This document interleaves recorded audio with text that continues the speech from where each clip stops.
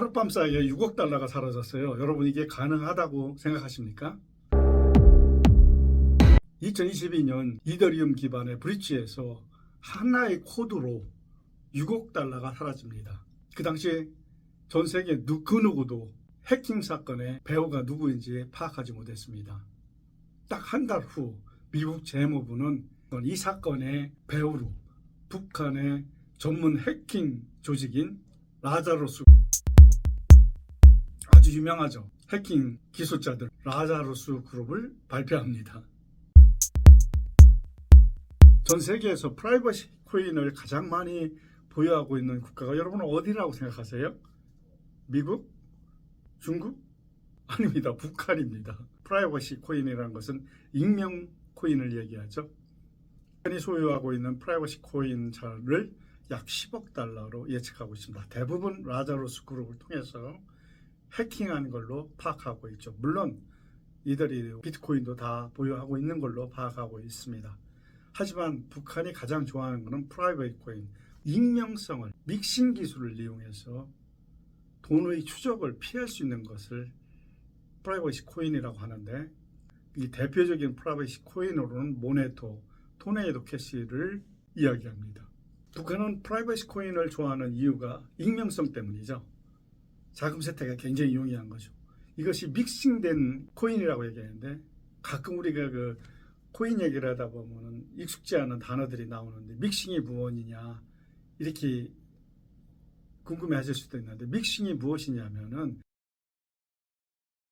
도둑이 도둑질 할 때 입었던 옷을 새로운 옷으로 갈아입고 가짜 신분증을 가지고 들어오는 것을 우리는 믹싱이라고 부르고 있습니다. 모네토, 토네이도 캐시를 통해서 자금이 세탁되고, 북한 라자노스 그룹은 이 돈은 북한 돈 아니야 이렇게 주장하는 거죠.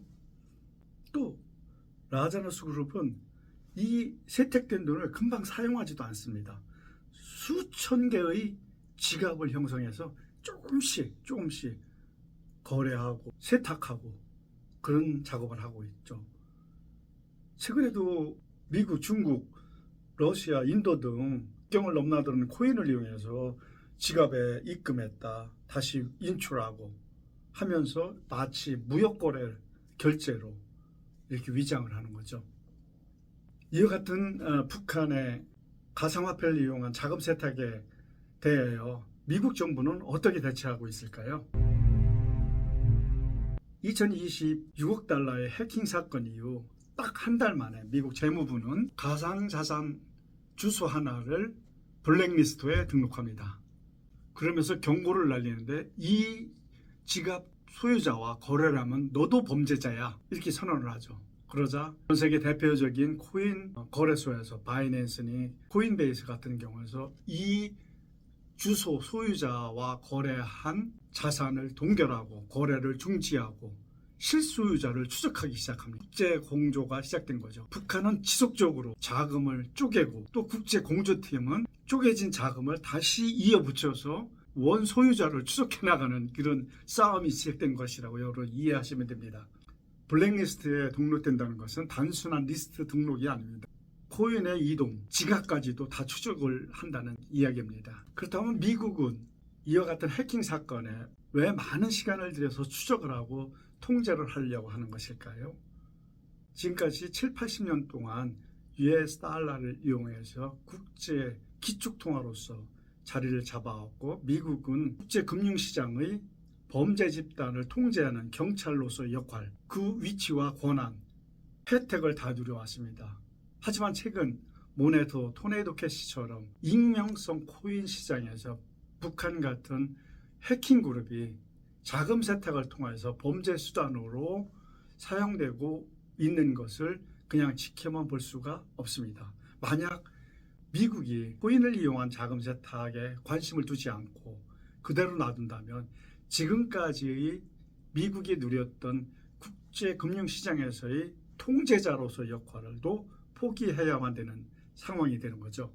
지금까지 미국이 국제시장에서 달러가 국제통화로서 자리를 잡은 것은 규칙에 의해서 지켜져 온 것이거든요. 하지만 이것이 지금 최근에 자금 세탁, 케이스를 보면서 모네토, 토네이도 캐시 같은 익명성 프라이버시 코인을 이용한 세탁을 통해서 통제 불가능한 상황으로 발전되는 것을 미국은 특히 경계하고 있습니다. 미국이 이것을 무시하고 그대로 지켜만 볼 수가 없는 상황이 되는 것이죠.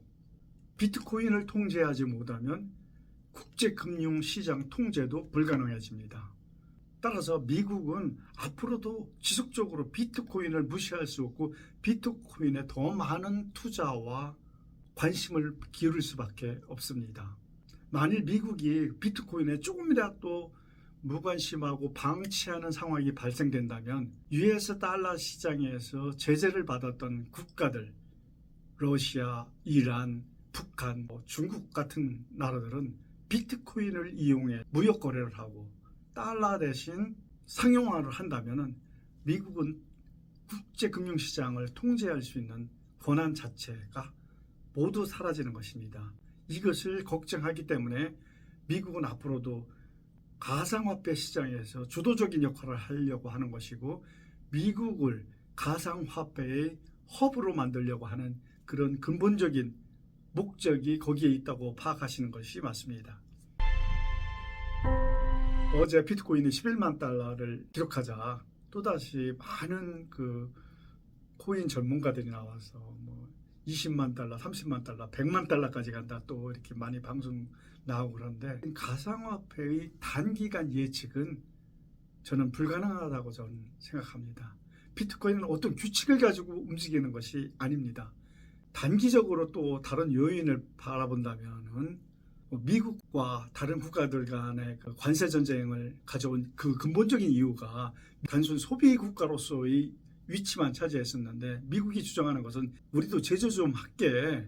니네는 제조만 하고 그 물건을 미국에 팔지만 말고 대신 니네도 생산만 하지 말고 소비를 해. 이렇게 강압적으로 요청을 하니까 각국의 통화량을 증가시켜서 소비를 진작하지 않을까 이런 예측을 한다면 통화량 증가로 인해서 비트코인은 앞으로도 우상향으로 계속 변해가지 않을까 그런 예측들을 좀 하시는 것이 맞을 것이라고 생각합니다. 오늘은 비트코인을 이용한 자금 세탁 케이스를 좀 봤는데요. 북한의 라자루스 그룹의 해킹 활동은 결코 멈추지 않을 것입니다. IT 전문가 1,500명이 외국에 지금 파견돼서 위장 취업을 해서 일을 하고 있다고 하지 않습니까? 국제 시장에서 그들이 하는 역할은 해킹과 자금 세탁 연구라고 대부분 사람들이 보고 있어요. 거기에 나가 있는 IT 전문가들은 정말 뛰어난 수세들이라고 합니다. 때문에 프라이버시와 범죄, 통제, 기술 사이의 싸움은 앞으로도 지속될 것이라고 예측됩니다. 북한의 다음 타겟은 어디라고 생각하세요? 구독하고 한번 지켜봐 주세요.